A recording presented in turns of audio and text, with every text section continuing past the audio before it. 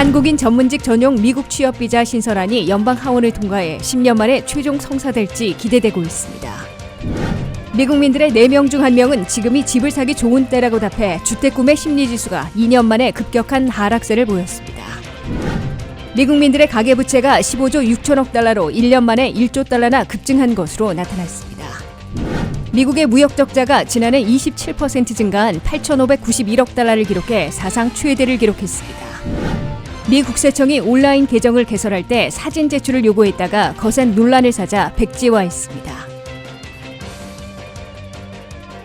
시청자 여러분 안녕하십니까? 워싱턴 뉴스 투데이입니다. 한국인 전문직 전용 미국 취업 비자 신설안인 파트너 위드 코리아 법안이 연방 하원을 통과해 10년 만에 최종 성사될지 기대되고 있습니다. 상하원 조정 과정이 남아있으나 미국의 국가 경쟁력 강화 차원에서 초당적인 지지를 받고 하원을 통과해 한미 FTA 발효 후 10년 만에 최종 성사될 수 있는 좋은 기회를 맞고 있는 것으로 보입니다. 보도에 한면택 기자입니다. 한미동맹 동반자 관계를 상징하는 미국의 파트너 위드 코리아 액트가 무려 10년간의 노력 끝에 마지막 연방의회 관문에 도달해 최종 법제화가 주목되고 있습니다. 이수혁 주미대사는 WKTV와 가진 신년 인터뷰에서 한국인 전문직 전용 미국 취업 비자 법안은 10년이나 노력해온 것이라며 한미 FTA 체결과 발의에도 미국 법의 변화로 자동 부여받지 못했던 전용 비자를 올해에는 반드시 성사시키겠다고 강조했습니다. 전문직 비자 쿼터 문제는 지금 10년간 대사관에서는 많은 재원을 들여서 컨설턴트를 쓰고 있고 10년간 해왔습니다. 최선을 다해서 더 적극적으로 추진해보고 오중에 결론을 내려야 되지 않을까 하는 그런 지금 판단들을 하고 있습니다. 한국인 전문직들에게만 연간 15,000개 미국 취업 비자를 할당하는 파트너 위드 코리아 액트는 마침내 최근 연방 하원에서 가결된 미국 경쟁 법안의 수정안의 하나로 포함돼 함께 통과됐습니다. 2,900여 쪽에 달하는 미국 경쟁 법안에 포함된 파트너 위드 코리아, 즉 한국 동반자 법안은 스템, 즉 과학기술 공학수학을 중심으로 고학력, 고숙련 전문직 한국인들에 한해 매년 15,000개까지 미국 취업 비자를 제공하도록 규정하고 있습니다. 한국인 전문직들이 받을 E4 비자는 호주와 같이 미국과 FTA 자유무역협정을 체결한 특정 국가 출신들에게 제공하는 취업 비자로 처음 2년에 2년씩 연장이 가능할 것으로 예고되고 있습니다. 더욱이 15,000개의 E4 비자 쿼터는 주 신청자들에게만 적용되고 동반 가족들은 카운트하지 않기 때문에 한국인 전문직들과 그 부양 가족들은 한 해에 33,000명까지 미국에 올 수 있을 것으로 예상되고 있습니다. 연방 하원에서는 코리아 코커스 공동의장이자 한인들이 몰려 사는 버지니아 대표 민주당의 제리 코널리 하원의원과 최초의 한인 여성 연방 하원의원인 캘리포니아의 공화당 영킴 의원이 지난해 5월 공동 상정하고 주도해왔습니다. 파트너 위드 코리아 액트 하원안 HR 3382 안에는 민주 32명, 공화 17명 등 양당 의원 50명 가까이 공동 제안자로 참여하고 있어 초당적 지지를 받아왔습니다. 다만 연방 상원이 지난해 6월에 먼저 가결한 미국 혁신과 경쟁 법안에는 비자와 영주권 관련 조항들이 없기 때문에 상하원 조정 과정에서 살아남아야 한국인 전용 전문직 미국 취업 비자가 최종 확정됩니다. 파트너 위드 코리아 상원안 S1861 안에는 미주리 대표인 공화당의 로이 블런터 상원의원이 주도하고 있고 민주당에서 하와이의 마지 히로노, 조지아의 존 어스퍼 상원의원이 동참하고 있으나 보다 광범위한 양당 상원의원들의 지지와 노력 또는 양당 지도부의 결단이 있어야 최종 성사될 것으로 관측되고 있습니다. WKTV 뉴스 한면택입니다.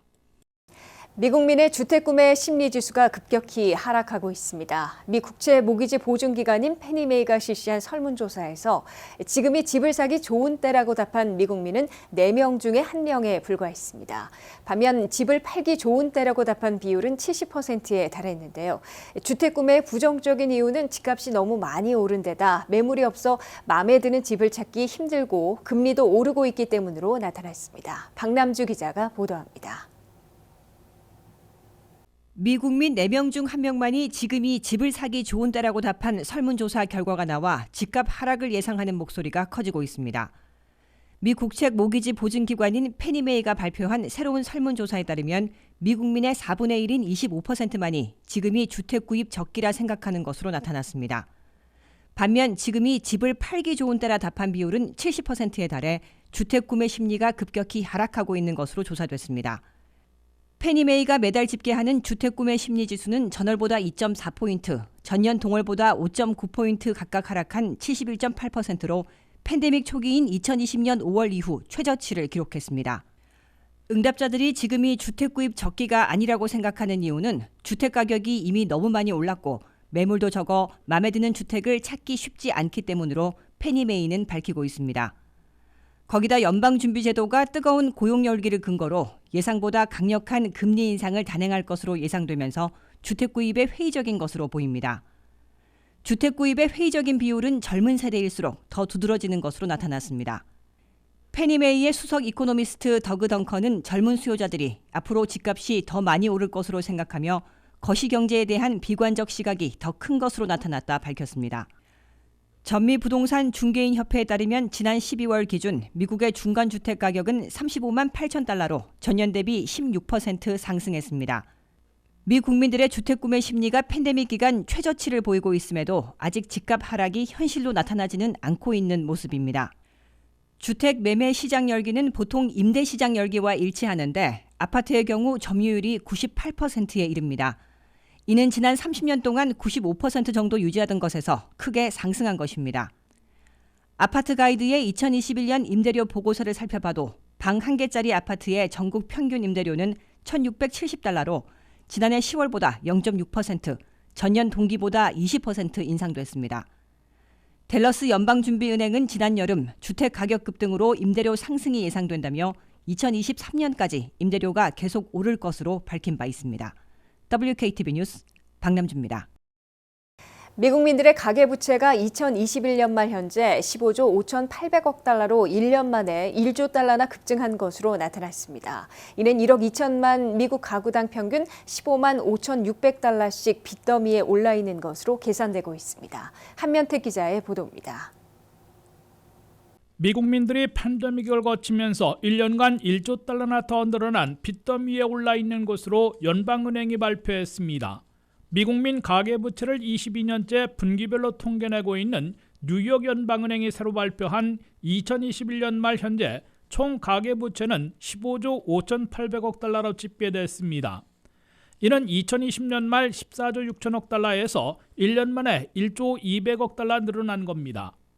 이를 미국민 가구 1억 2천만 가구로 나누면 가구당 평균 15만 5,600달러씩 빚지고 있는 것으로 계산되고 있습니다. 2021년 안에 미국의 가계부채가 급증한 주된 이유는 주택가격 급등으로 주택모기지가 많이 늘어났고 자동차 가격 대폭 인상으로 자동차론이 많이 증가했으며 신용카드 사용이 연말에 급증했기 때문으로 분석됐습니다. 미국민 가계부채 5조 5,800억 달러 가운데 대부분을 차지하고 있는 주택모기지는 10조 9,300억 달러로 1년 전보다 8,900억 달러 대폭 늘어났습니다. 미국의 주택가격이 20%나 급등했기 때문에 모기지 부채 총액도 급증한 것으로 해석됩니다.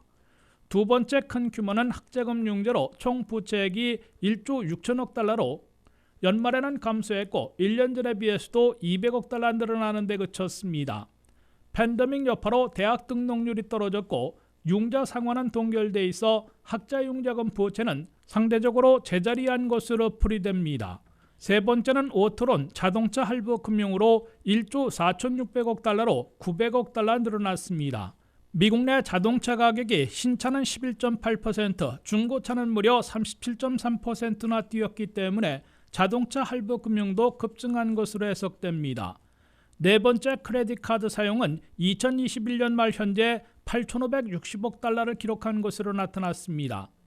미국민들의 신용카드 사용액은 지난해 연말인 4분기에 520억 달러나 급증하며 22년 보고서 역사상 최고 기록을 세웠습니다. 그러나 팬데믹 직전인 2019년 말에 9,270억 달러에 비하면 아직 710억 달러 적은 수준이어서 미국민 소비 지출이 완전 회복되지는 않고 있음을 보여주고 있습니다. WKTV 뉴스 안면택입니다. 미국이 2021년 사상 최대 무역 적자를 기록했습니다. 정부에서 팬데믹으로 인한 경기 부양책을 실시하면서 막대한 자금을 풀었고 미국민들이 이를 바로 사용하면서 상품 수요가 늘어 수입량이 급증했기 때문입니다. 지난해 수출도 23% 이상 늘었지만 수입이 더 많이 늘며 수출 반등을 무색해 했습니다. 미 상무부가 발표한 2021년 무역 적자는 8,591억 달러에 달합니다. 박남주 기자가 보도합니다. 강력한 내수로 수출보다 수입이 늘어나면서 2021년 미국의 무역 적자가 사상 최고치를 기록했습니다. 미 상무부는 무역 적자가 지난해 27% 증가한 8,591억 달러를 기록했다 발표했습니다. 2020년 무역 적자는 6,767억 달러였습니다. 무역 격차는 국내 총생산의 3.7%로 2020년 3.2%에서 증가했습니다. 미국 경제는 2021년 5.7% 성장하면서 1984년 이후 최대폭으로 상승했는데 이는 정부가 6조 달러의 경기 부양책을 실시하면서 미 국민들의 소비를 부추겼기 때문입니다. 다수의 기업들이 공급 대란으로 수입량을 늘렸고 미 국민들이 코로나19 상황에 적응하면서 소비가 정상화된 것도 무역 적자의 주요 원인으로 꼽히고 있습니다. 팬데믹으로 외국 관광객과 유학생이 줄어 서비스 분야 수출 금액이 적게 산정되며 무역 적자를 가중시키기도 했습니다. 지난해 상품 수지 적자는 18.3% 증가한 1조 1천억 달러를 기록했습니다. 상품 수입은 1조 8천억 달러로 2014년 이후 최고 수준을 보였는데 산업용품과 자재 수입이 대폭 늘었기 때문으로 나타났습니다. 식품 수입도 기록적인 수치로 증가했습니다. 주요 식품 수입국은 멕시코와 캐나다, 독일을 비롯해 70여 개 국가에 달합니다. 수출도 늘었습니다.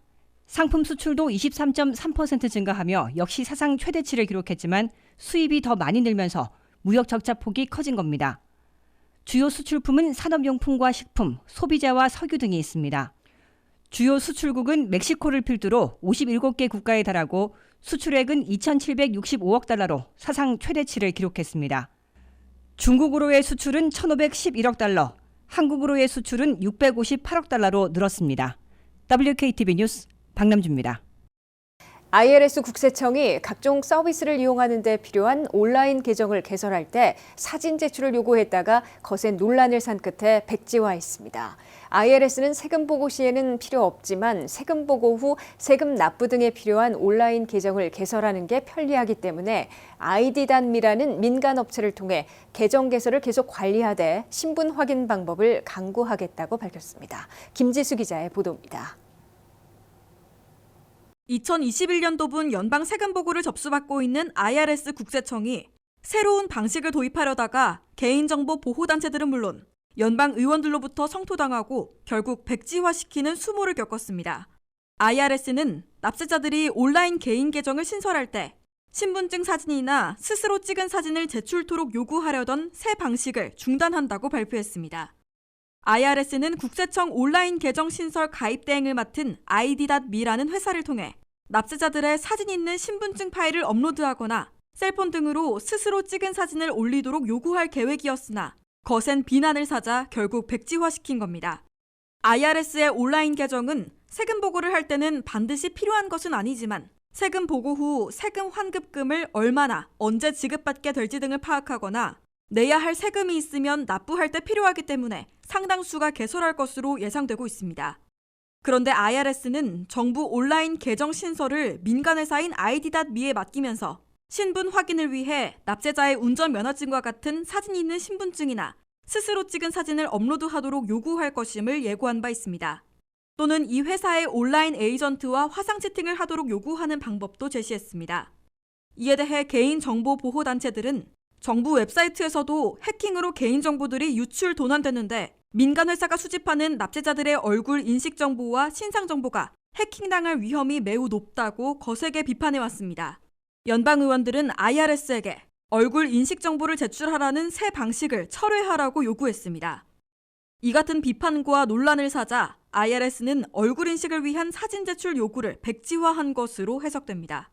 그럼에도 IRS 웹사이트에서 세금 상황을 확인해보고 각종 서비스를 이용하려면 개인정보를 개설해야 하며 아직까지는 아이디.미를 통해 사진을 제외한 개인정보를 기입하고 가입해야 할 것으로 보입니다.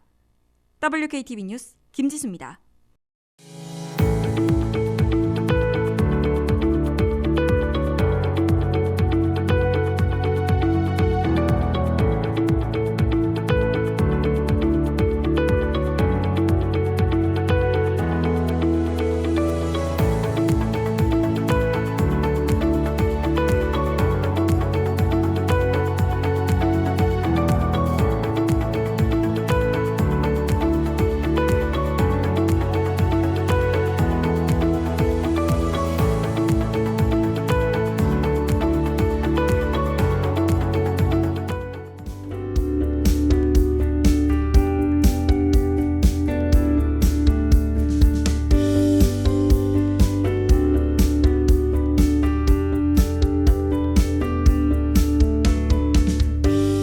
이상으로 워싱턴 뉴스투데이를 마치겠습니다. 시청해주신 여러분 고맙습니다.